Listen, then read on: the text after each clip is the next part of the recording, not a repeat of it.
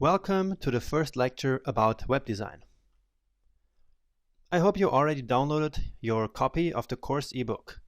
If you didn't, you should do that right now. It is in the previous lecture.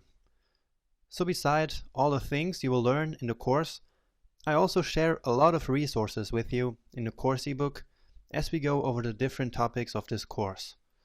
These will make your life as a web designer a lot easier. This ebook actually contains material that is not covered in this course, but in my other course, which is about web design and web development. So take a look at that material as well. Now before we start, let's first distinguish between web designer and web developer. The designer is the one who creates the look and feel of the website. The developer then actually builds a website based on the design from the designer. A front-end developer uses languages such as HTML, CSS, and JavaScript for the front end, which is the visible part of the website. Now the lines between designers and developers are becoming more blurred as learning to code is getting easier for designers and designing is getting easier to developers.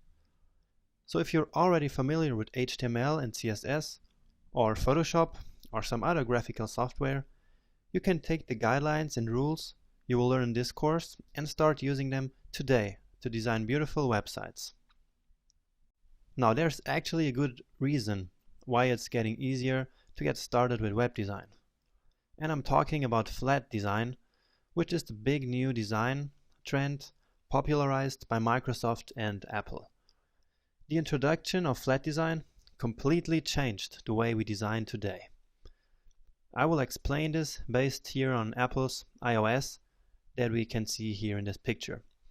So on the left side you have the old iOS 6 with all those shadows, color gradients, textures and bevels.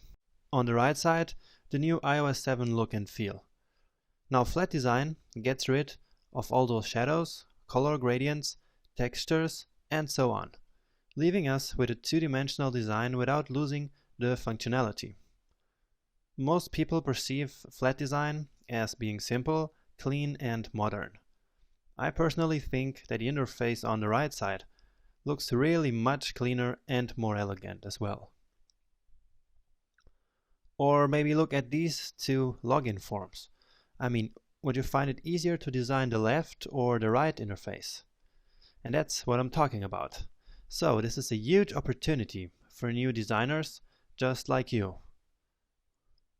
Or look at these beautiful flat web designs.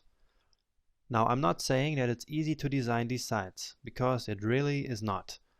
But for a complete beginner, I think it's easier to get started with this type of design because it's technically easier to do. You will see lots of websites like these over the next lectures. So that's it about the introduction to web design. I think it's very important that you start to get a feeling for what's happening in the world of web design right now. So that's why I gave you this short introduction. And now we will start learning some guidelines about typography. Make sure you don't miss them.